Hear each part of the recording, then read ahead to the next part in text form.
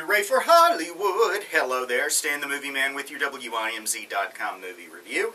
This week at WIMZ.com, in a close race, you voted for me to see RoboCop. It stars Joel Kinnaman, Gary Oldman, Samuel L. Jackson, also Michael Keaton, Abby Cornish, and more. Of course, this is a remake of the 1980s action sci-fi picture of the same name.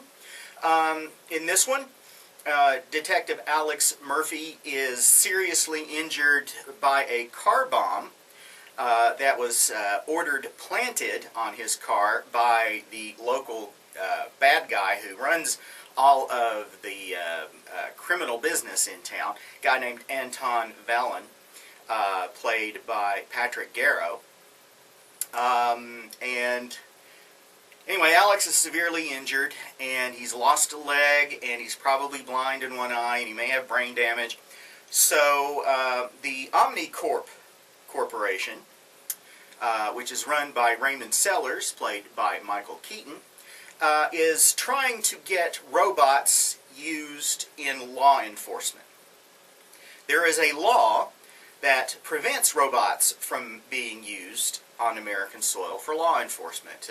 The senator who wrote up the bill says that a robot has no feelings, no emotion, and no morals, and shouldn't be allowed to kill people.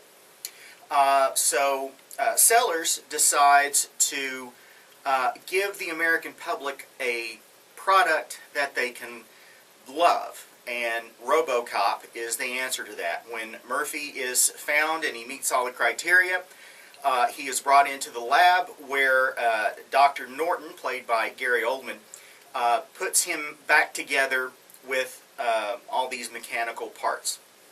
He is then run through various paces, given new software that allows him to see and verify the identities of people, to find out if they have a criminal record, to tap into closed-circuit TVs so he can look for people all around Detroit, which is where the movie's set, like the original, and he's going to be the perfect policeman that can be sold to the American public. His wife, played by Abby Cornish, Clara, wants to see him, but the corporation doesn't allow it because when the dopamine levels in Alex's brain get too high, it interferes with his programming, and he has seizures.